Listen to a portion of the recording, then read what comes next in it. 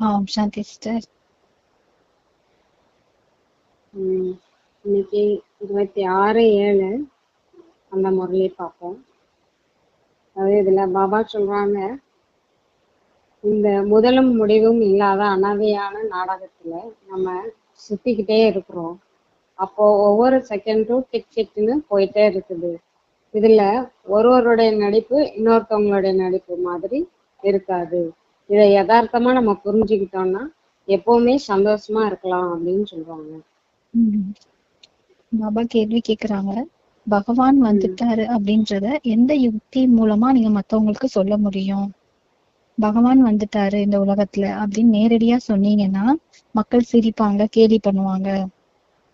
ஏன்னா இன்னைக்கு எல்லாருமே என்ன பண்றாங்கன்னா தன்னை இறைவன் இறைவன் சொல்லிக்கிறாங்க. நானே கடவுள், எனக்குள்ள இறைவன் இருக்காரு அப்படின்னு நிறைய பேர் சொல்லிட்டு இருக்காங்க. அதனால நீங்க யுக்தியோடு புரிய வைக்கணும். முதல்ல 2 தந்தையினுடைய அறிமுகத்தை கொடுக்கணும். ஒன்று எல்லைக்குட்பட்ட தந்தை, இந்த சரீரத்தினுடைய தந்தை.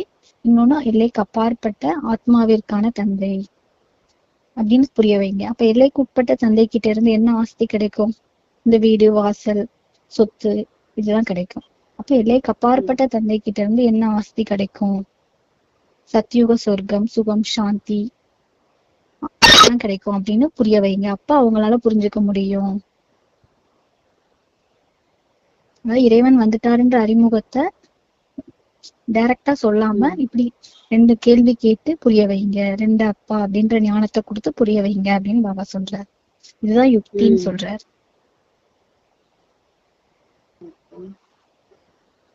அதாவது பாபா சொல்றாங்க, அதாவது ஆன்மீக குழந்தைகளுக்கு தான் இந்த இதை புரிய வைக்கிறேன் அப்படின்னு சொல்றாரு. இதுதான் உலகம். இந்த உலகத்துல பாபா என்ன சொல்றாங்கன்னா, ஒவ்வொருத்தருமே நடிப்பதற்காக வர வேண்டியது இருக்குது. மூலவதனத்தில் வைத்து ஸ்தூலத்திலும் தான் புரிய வைக்கிறார் அப்படின்னு சொல்றாங்க. சிஸ்டர் நீங்க சொல்லுங்க, நான் வரேன். பாபா சொல்றாரு, குழந்தைகள் எல்லாருமே தூய்மையற்றவங்களாதான் இருக்காங்க. எந்த வேலைக்குமே உதவாதவங்களா இப்ப ஆயிட்டாங்க. அதனால இந்த உலகமே துக்கம் மட்டும்தான் இருக்கு. ஏன்னா நீங்க விஷக்கடல்ல இருக்கீங்க. தூய்மை இல்லைனாலே அங்க துக்கம்தான். பாபா சொல்றாரு, உண்மையிலேயே நீங்க எங்க இருந்தீங்கன்னா பார்க்கடல்ல இருந்தீங்க, தூய்மையான உலகத்துல இருந்தீங்க. இப்ப அந்த பார்க்கடல் இல்ல. அதனால அங்கங்க என்ன பண்றாங்க, குளத்தை உருவாக்கி வச்சிருக்காங்க நிறைய. அங்க சத்தியுகத்துல பாலாறு ஓடுது, பசுக்கள் எல்லாமே அங்க அவ்வளவு முதல் தரமானதா இருக்கும்.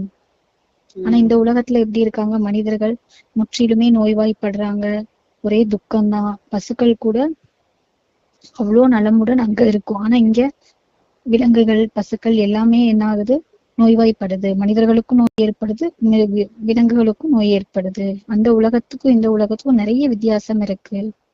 இதெல்லாமே பாபா மட்டும் சொன்னனாலதான் நமக்கே தெரியும். பாபா மட்டும்தான் இதை சொல்றாரு. உலகத்துல யாருக்குமே இந்த விஷயங்கள் தெரியாது. சத்தியுகத்தை பத்தியும் இந்த கலியுகம் என்ன நிலைமையில இருக்குன்னு 2 விஷயமே பாபா சொல்லிதான் நமக்கு புரியுது. அப்போ பாபா சொல்றாங்க, இதுதான் சங்கம யுகம் அப்படின்னு நம்மளுக்கு மட்டும்தான் தெரியும். இப்போ பாபா திரும்பி நம்மளை கூட்டிட்டு போறதுக்காக தான் வர்றாரு. உலகத்தில் உள்ள கம்மியான குழந்தைங்களுக்கு தான் இதுவே புரியுது. மற்றவங்க எல்லாம் இறைவன் இருக்கிறாங்களா அப்படின்னு தேடிட்டே இருக்கிறாங்க. ஒவ்வொரு பேர் வச்சு, நல்ல பேரோ கெட்ட பேரோ வச்சு அவங்க கூப்பிட்டுட்டே இருக்கிறாங்க. மனுஷங்களுக்கெல்லாம் பகவானோட பேரு அப்படின்னு சொல்லி எல்லா பேரும் வச்சு கூப்பிடுறாங்க. ஆனா எல்லாருமே இப்போ பதீத்தமா தான் இருக்கிறாங்க அப்படின்னு சொல்லி புரிய வைக்கிறாங்க. இதுல 5000 வருஷங்கள் ஆண்டுகளுக்கு முன்னால எப்படி நம்மளை புரிய வச்சாங்களோ பாபா, அதே ஞானத்தை தான் திருப்பி நம்மளுக்கு கொடுக்குறாங்க. இத கோடியில் சில பேர் தான் எடுத்துக்கிறாங்க.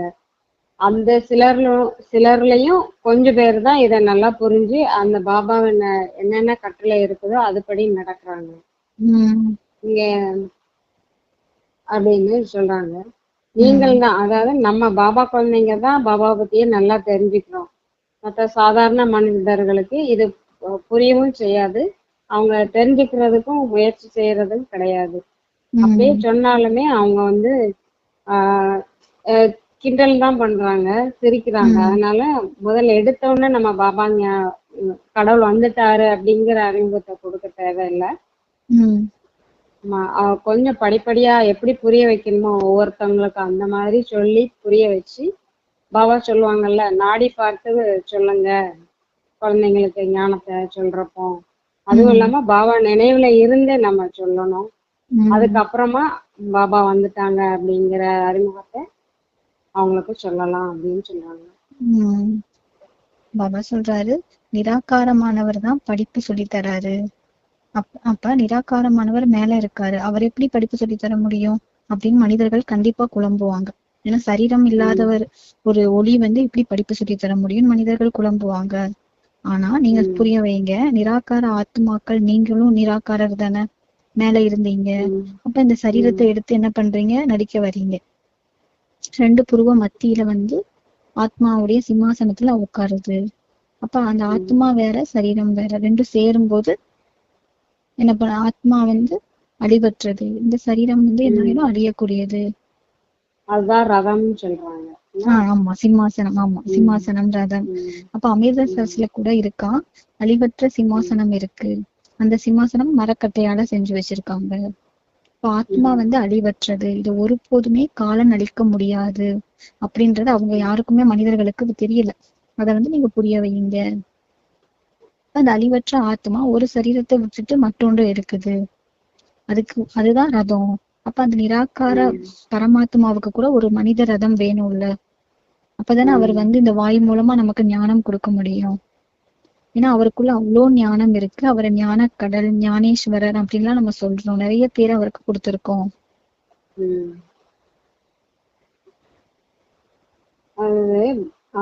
பகவானை நம்ம நிந்தனை செஞ்சனால, அதாவது எங்கும் நிறைந்தவர் அப்படின்னு நிந்தனை செஞ்சனாலதான் நம்ம ஆத்மாக்கள் எல்லாருமே என்ன ஏழையாகி விட்டோம், துக்கமுடையவர்களா ஆகிவிட்டோம்.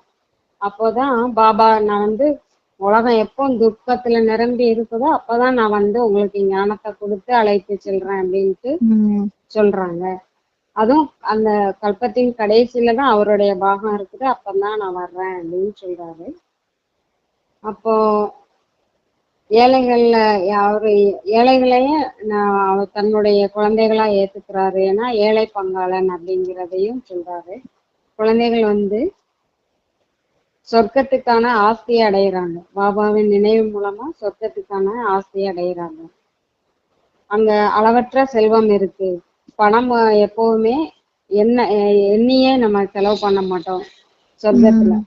இப்போ ஒவ்வொரு டைமும் நம்ம என்ன ஒரு பில்டிங் கட்டினாலும் சரி, ஏதாவது ஒரு யாருக்காவது கொடுக்கணுமா அல்லது பெரிய கல்யாணம் நடத்தணுமா, எல்லா இதுக்குமே இவ்வளவு கோடிக்கணக்குல செலவு பண்றேன் அப்படின்ட்டு கணக்கு வச்சிருக்கோம். ஆனா சொர்க்கத்துக்கு அதற்கான வேலையே இல்லை. ஏன்னா செல்வம் நிறைந்த உலகம் அது. அதனால நம்ம எண்ணிக்கையே பார்க்க வேண்டாம், அந்த அளவுக்கு செல்வம் நிறைஞ்சிருக்கும் அப்படின்னு சொல்றாங்க. பாபா சொல்றாரு, குழந்தைகள் நீங்க இப்ப தெரிஞ்சிருக்கீங்க, நம்மள வீட்டுக்கு அழைச்சிட்டு போறதுக்காக அப்பா வந்திருக்காரு. ஏன்னா குழந்தைகள் தங்களுடைய வீடை மறந்துட்டீங்க. ஏன்னா பாபா ஞானத்துக்கு முன்னாடி நமக்கு பரந்தாமம், அங்க இருந்துதான் வந்தோம், திரும்ப அங்கதான் போகணுன்ற ஞானம்லாம் இல்லை. அதனால குழந்தைகள் மறந்துட்டீங்க. பக்தி மார்க்கத்துல நிறைய ஏமாற்றம் அடைஞ்சுக்கிட்டே வந்துட்டீங்க. அதனாலதான் அதை இரவுன்னு சொல்லப்படுது. பகவானை தேடிக்கிட்டேதான் இன்னும் இருக்காங்க பக்தியில, ஆனா பகவான் கிடைக்கிறதே இல்லை.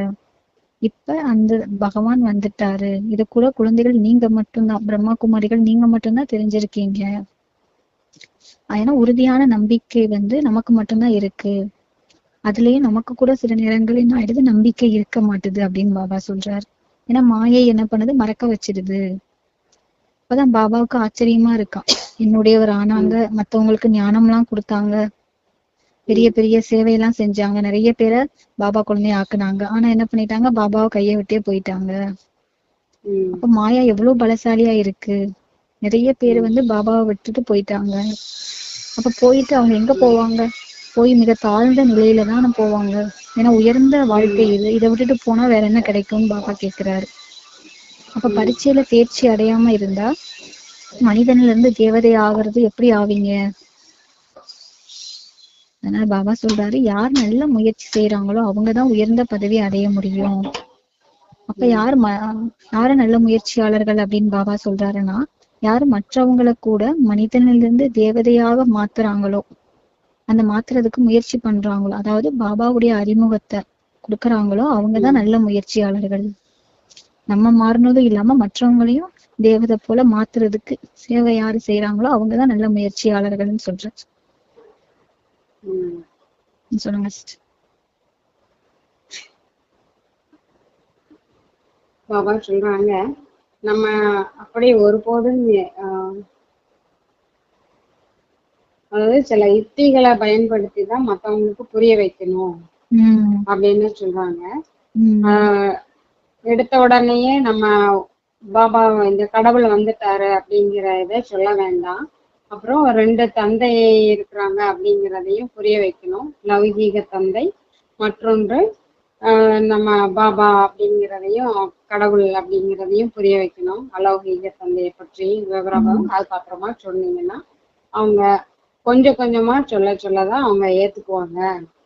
பகவான் வந்துட்டாரு அப்படிங்கிறதையே நம்ம புரிய வைக்கணும். 2 தந்தையர் இருக்கிறாங்க அப்படிங்கிறத நம்ம அதுக்கப்புறமா நிரூபித்து கட்டாயமா அவங்களுக்கு புரிய வச்சிடலாம் அப்படின்னு சொல்றாங்க.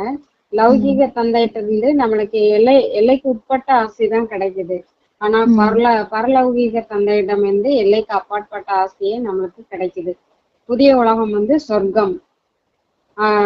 அங்க நம்மளுக்கு அளவற்ற செல்வம் இருக்குது.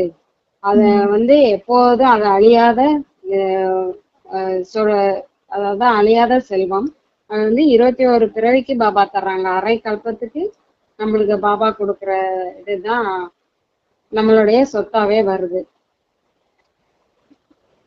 அப்படின்னு சொல்லுவாங்க. நெக்ஸ்ட் நீங்க சொல்லுங்க சிஸ்டர்.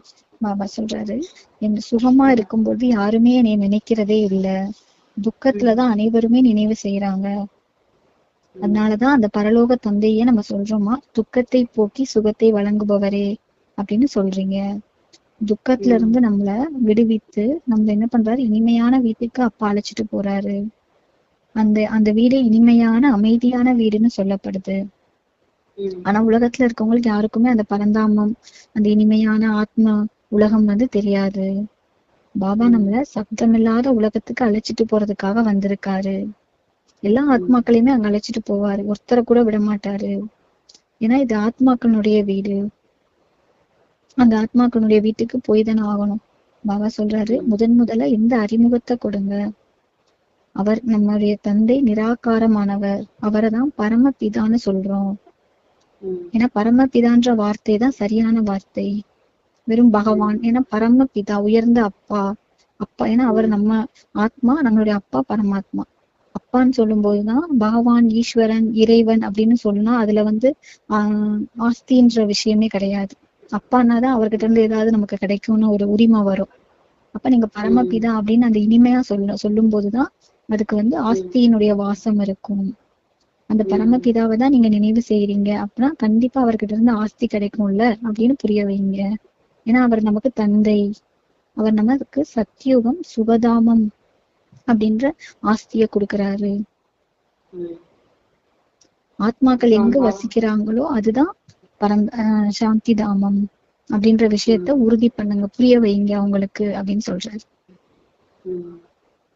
அப்புறம் பாபா சொல்றாங்க, குழந்தைகளுக்கு தேவசாஸ்திரம் அப்புறம் இதெல்லாம் படிக்கிறதுனால நம்மளுக்கு எந்த பிராப்தியும் கிடைக்கிறது இல்லை. அது பக்தி மார்க்கத்துல நம்ம ஒவ்வொருத்தரவங்க எழுதுறத நம்ம படிக்கிறோம். ஆனால் அதனால நம்மளுக்கு எந்த பிராப்தியும் கிடைக்கிறது இல்லை. நம்ம பகவானை அடைஞ்ச பிறகுதான் நம்மளுக்கு அடைவதற்கு தான் சாஸ்திரங்கள்லாம் படிக்கிறாங்க. பகவான் கூறுறாரு என்னன்னா, சாஸ்திரங்கள் படிப்பதன் மூலமா நம்மளுக்கு எதுவுமே கிடைக்காது. இங்க தூய்மையற்ற உலகமா தான் இருக்குது. அதாவது பக்தி செஞ்சு அல்லது சாஸ்திரங்கள் படிச்சு அதெல்லாம் நம்ம செல்வம்லாம் அடைய முடியாது அப்படின்னு சொல்றாங்க. பாபா சொல்றாரு, இங்க எல்லாருமே தூய்மையற்ற நிலையில இருக்காங்க அப்படின்னு யாருக்குமே அது புரியல உலகத்துல. ஏன்னா எல்லாருமே கல்பூத்தியில இருக்காங்க. நம்ம கரெக்டா தான் நல்ல வாழ்க்கை தான் வாழ்றோம் அப்படின்னு நினைச்சிட்டு இருக்காங்க. ஆனா இந்த கல்பூத்தியில இருக்கிறதுனால அவங்களுக்கு எதுவுமே புரியல. பள்ளிக்கூடத்துல கூட சொல்றாங்க, குழந்தைகள் படிக்கலைன்னா நீ கல்புத்தி, உனக்கு எதுவுமே புரிய மாட்டேது, உனக்கு என்ன சொல்லி கொடுத்தாலும் சொல்றாங்க. ஆனா சத்தியுகத்துல உங்களுடைய புத்தி தங்க புத்தியா இருக்கும். ஏன்னா உங்களை இப்ப இந்த சங்கம யுகத்துல படிப்பித்து நம்மளை சத்தியுகத்துக்கு தகுதியுடையவரை யாரு மாத்துறா? எல்லையற்ற தந்தை. அப்ப அவர் தங்க புத்தியா தானே நம்மள மாத்துவாரு. இந்த சமயத்துல சங்கம யுகத்துல கூட நம்மளுடைய புத்தி தங்க புத்தி தான். ஏன்னா நம்ம பாபா கூட சேர்ந்து இருக்கோம். ஆனா சத்தியுகத்துல கொஞ்சம் வித்தியாசம் இருக்கும். ஏன்னா 1250 ஆண்டு முடிஞ்ச உடனே சத்தியுகம் திரேதாயுகம் முடிஞ்ச உடனே 2 கலை குறைஞ்சிருது. அப்புறம் வினாடிக்கு வினாடி கொஞ்சம் கொஞ்சமா கலை குறைஞ்சுக்கிட்டே வருது.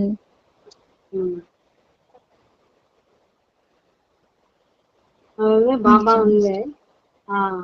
பாபா வந்து சொல்றாங்க, நம்மளுக்கு ஆசையை கொடுக்கறதுக்காக தான் இந்த சங்கம யுகத்திலேயே வர்றாரு அப்படின்னு சொல்றாரு.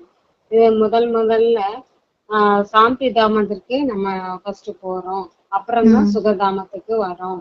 சாந்தி தாமத்துல அமைதி மட்டும்தான் இருக்கும். சுகதாமத்துல நம்மளுக்கு என்ன செல்வம் வேண்டுமோ எல்லா விஷயங்களும் அங்க ரொம்ப பர்ஃபெக்டா இருக்கும். ஆனா அதுக்கப்புறம் அந்த ஒரு நொடி போல மற்ற நொடி இருக்காது இல்லையா? அதனால நம்மளுக்கு வந்து அந்த ஒரு பிறவிக்கும் அடுத்த பிறவிக்குமே கொஞ்சம் வித்தியாசம் இருக்கதான் செய்யும் அப்படின்னு சொல்றாங்க. அப்பவுமே நம்ம அந்த ஒரு நொடியிலேயே நம்மளுடைய சார்ஜ் இறங்கின மாதிரி நம்மளுடைய அந்த கலைகளும் குறையுது அப்படின்னு சொல்றாங்க. புதிய உலகத்துல எல்லாமே புதுசா இருக்கும்.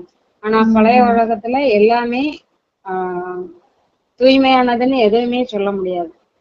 அந்த மாதிரி எல்லாமே நம்மளுக்கு வந்து ஏதோ ஒரு எந்த விஷயத்த இருக்க ஒரு தண்ணியோ அல்லது சாப்பாடு காய்கறி எல்லாமே நம்மளுக்கு வந்து எதுவுமே தூய்மையானதே கிடைக்கவே இல்லை. ஆமா. அப்புறம் அது மாதிரி ஒவ்வொரு 5000த்துல நம்மளுக்கு வந்து ஒரு மாசம் அந்த மணி ஒவ்வொரு நொடியுமே டிக் டிக்னு போயிட்டே இருக்கணும், போயிட்டே இருக்கணும். அப்போ வந்து நம்மள வந்து அந்த மாற்றங்கள் நடந்துகிட்டே இருக்கு. ஆனா அந்த மாற்றத்துல வந்து நம்ம துல்லியமா 5000 வருஷத்துக்கு யாராவது கணக்கு கேட்டா நம்மளால சொல்ல முடியும், பாபா குழந்தைங்களால சொல்ல முடியும். அந்த நிமிடங்கள் மாறுறது எல்லாமே இவ்வளவு நாள் 5000 வருஷத்துக்கான கணக்கு கூட நம்ம சொல்ல முடியும். ஆனா 5000 வருஷத்துல நடந்தது திரும்பவும் தான் நடக்குமே தவிர ஒரு நொடி போல மத்த நொடி இருக்காது, எல்லாமே டிஃப்ரெண்டா தான் இருக்கும் அப்படின்னு சொல்றாங்க. பாபா சொல்றாரு, நீங்க எப்ப பாபாவை போல ஞான கடலாக சுகக்கடல் அமைதி கடலாக ஆகுறீங்களோ அப்பதான் உங்களுடைய வாழ்க்கை முற்றிலுமே முழுமையாகுது அப்படின்னு சொல்றாரு. பாபாவுக்கு சமமா ஞானக்கடல் சுகக்கடல் அமைதி கடலா மாறும்போது உங்க வாழ்க்கை இந்த சமயத்துல முற்றிலுமே முழுமையானதாகுதுன்னு சொல்றாரு. பாபா சொல்றாரு, முதல்ல பாபாவுடைய அறிமுகத்தை கொடுங்க. எல்லையற்ற தந்தை, எல்லையற்ற ஆஸ்தி, சத்தியுகம், சுகம், சாந்தி கொடுக்கிறாரு. அப்ப அவருடைய பெயர் வந்து அவருடைய பெயரே வந்து சிவன். பாபா சொல்றாரு, எப்ப தர்ம நிந்தனை அதிகமா ஏற்படுதோ அப்பதான் நான் வரேன். அப்பதான் கருமையான கலியுகம், அதுதான் கருமையான கலியுகம்னு சொல்லப்படுது. அங்க அவ்வளவு துக்கம் இருக்கு. அந்த கருமையான கலியுகத்துல எப்படி தூய்மையாக இருக்க முடியும் அப்படின்னு நிறைய பேர் கேக்குறாங்க. ஆனா அவங்களுக்கு தூய்மையாக்க கூடியவர் யாருன்றது தெரியல. ஏன்னா அவ்வளவு சர்வ சக்திவான், அவரால தூய்மையாக்க முடியும். ஆனா அவரை பத்தின அறிமுகம் இல்லை. அதனால முதல்ல அவரை பத்தின அறிமுகம் கொடுங்க. பாபா சொல்றாரு, சங்கம யுகத்துல நான் வந்து தூய்மையான உலகத்தை உருவாக்குறேன். அங்க கணவன் மனைவி 2 பேருமே தூய்மையா இருக்காங்க. ஆனா இந்த உலகம் கலியுகத்துல 2 பேருமே தூய்மையற்றவங்களா இருக்காங்க. ஏன்னா இந்த உலகமே தூய்மையற்ற உலகம். தூய்மையான உலகம் சத்தியுகம். குழந்தைகள், நீங்க கூட வரிசை கிரமமான முயற்சியின் படிதான் எல்லாரும் ஒரே மாதிரி புரிஞ்சுக்கிறது இல்ல, புரிய வைக்கிறது. நீங்க எவ்வளவு புரிஞ்சிருக்கீங்களோ அந்த அளவுக்கு தானே மத்தவங்களுக்கு புரிய வைக்க முடியும். ஆனா ஏழைகள் உடனே புரிஞ்சுக்கிறாங்க. அப்ப நாளுக்கு நாள் வந்து நிறைய வளர்ச்சி ஏற்படுது. அப்ப பாபா குழந்தைங்க அதிகமாக கட்டடங்கள் கூட என்ன பண்ண வேண்டியிருக்கு, நிறைய கட்ட வேண்டியிருக்கு. இப்ப மதுபன் போறோம், இங்க வரோம், சேவைக்கு போற இடத்துலதான் நிறைய கட்டடங்கள் வேணும் குழந்தைகள் வர்றதுக்கு. பாபா சொல்றாரு, இன்னும் நாட்கள் ஆக ஆக நிறைய குழந்தைகள் வருவாங்க. இப்ப குழந்தைகள் வந்துட்டே இருப்பாங்க. குளிர் ஏற்படும். அதனால அவங்களுக்கு ஏற்ற தங்குறதுக்கு எல்லா வசதிகளுமே செய்யணும்.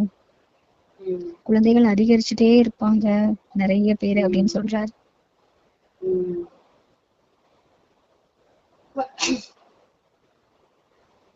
இப்போ நிறைய வசதியா இருக்கிறவங்க நிறைய சம்பாதிச்ச காசு எல்லாம் என்ன செய்றாங்கன்னா குழி தோண்டி உம் அதை வந்து உம் மூடி வச்சிடுறாங்களாம்.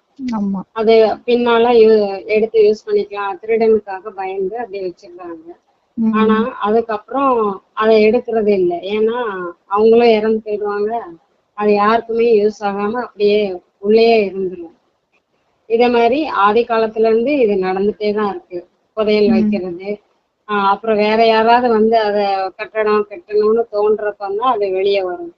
இத மாதிரி சில மத்தவங்களுக்கு கோவில் கட்டணும் அப்படின்னு எடுக்கிறப்போ சிலைகள் கூட கிடைக்குது. அதுவும் வந்து ஏற்கனவே வச்சிருந்ததுதான் வெளியே வருதுன்னு தெரியாம மக்கள் பகவான் வந்துட்டாங்க கடவுள் வந்துட்டாரு அப்படின்னு தான் உம் நினைச்சுக்கிறாங்க. உம் ஆமா. அப்புறம் நீங்க சொல்லுங்க சிஸ்டர். பாபா சொல்றாரு இங்க எல்லாமே கல் பூமி தான். அதனால இந்த பூமியில சக்தியே கிடையாது. என்ன விதை போட்டாலும் அதுல சக்தி கிடையாது. அதனால விளையக்கூடிய பொருட்கள்ல கூட சக்தி இல்ல, சத்து கிடையாது. ஆனா சத்யுகத்துல அவ்வளோ அழகான இது இருக்கும். ஒவ்வொன்றுமே புதுசு புதுசா இருக்கும். அந்த இயற்கை வந்து அவ்வளவு அழகா இருக்கும். அதனால இப்ப குழந்தைகள் நீங்க அந்த உலகத்துக்கு போறதுக்கு முயற்சி செய்யுங்க அப்படின்னு பாபா சொல்றாரு. பாபா சொல்றாங்க இந்த சமயத்துல, அதாவது இந்த சங்கம யுகத்துலதான் நம்ம பாபாவுக்கு சமமாக முழுமையான முயற்சி செஞ்சு பாபாட்ட உள்ள அளவற்ற ஆசையை பெறணும் அப்படின்னு சொல்றாங்க. பாபா வந்து வரம் கொடுக்குறாங்க. குழந்தைகள் மாயாஜித் ஆகுங்க அப்படின்னு பாபா இன்னைக்கு வரம் கொடுக்குறாரு. நிச்சயிக்கப்பட்ட வெற்றிக்கான போதையில இருந்து தந்தையின் பல மடங்கு உதவிய பலனாக அடையக்கூடிய மாயாஜித் ஆகுங்க. ஏன்னா நம்ம பாபா எப்ப பாபா குழந்தை ஆனோமோ அப்பவே நமக்கு வெற்றி நமது பிறப்புரிமை அப்படின்னு பாபா சொல்லுவாரு. உங்களுக்கு என்ன காரியம் செஞ்சாலும் வெற்றி நிச்சயம். அப்ப அந்த போதையில இருந்து தந்தை கிட்ட இருந்து பல மடங்கு உதவியா அடைங்க. அப்ப நீங்க என்ன பண்ணலாம், மாயா கிட்ட இருந்து வெற்றி அடைஞ்சுக்கிட்டே இருக்கலாம். தந்தையினுடைய பல மடங்கு உதவிக்கு பாத்திரமான குழந்தைகள் வந்து மாயா கிட்ட சவால் விடுவாங்களாம். உன்னோட வேலை வர்றது, என்னோட வேலை வெற்றி அடைகிறது, நீ வந்துட்டே இரு அப்படின்னு சொல்லி தைரியமா சொல்லுவாங்களாம். அது எப்ப பாபாவுடைய உதவி இருக்கு அப்படின்ற போது. அப்ப அவங்க மாயாவினுடைய சிங்கம் போன்று வரக்கூடிய அந்த ரூபத்தை சிட்டுக்குருவி மாதிரி பார்ப்பாங்களாம். பயம் இருக்காதுல்ல. ஏன்னா மாயாவின் ராஜ்யம் இப்ப முடிய போகுது. அநேக முறை நம்ம தான் என்ன பண்ணிருக்கோம், வெற்றி அடைஞ்சிருக்கோம். இப்ப இது ஒரு முறை கிடையாது, கல்பமா நம்ம தான் வெற்றி அடைஞ்சிருக்கோம். இப்ப நம்முடைய வெற்றி 100% நம்ம வெற்றி அடைய போறோம். இந்த நிச்சயிக்கப்பட்ட போதையில இருந்தீங்கன்னா பாபா கிட்ட இருந்து பல மடங்கு உதவின்னு கிடைச்சுக்கிட்டே இருக்கும். அதன் மூலமா நீங்க எளிமையாக மாயாவை வெற்றி அடைஞ்சிடலாம்.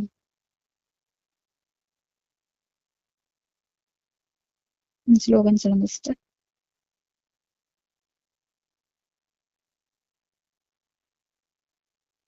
பாபா ஸ்லோகன் சொல்றாரு, எண்ணத்தின் சக்திய சேமிப்பு செய்து தனக்காக மற்றும் உலகத்துக்காக இதை பயன்படுத்துங்க.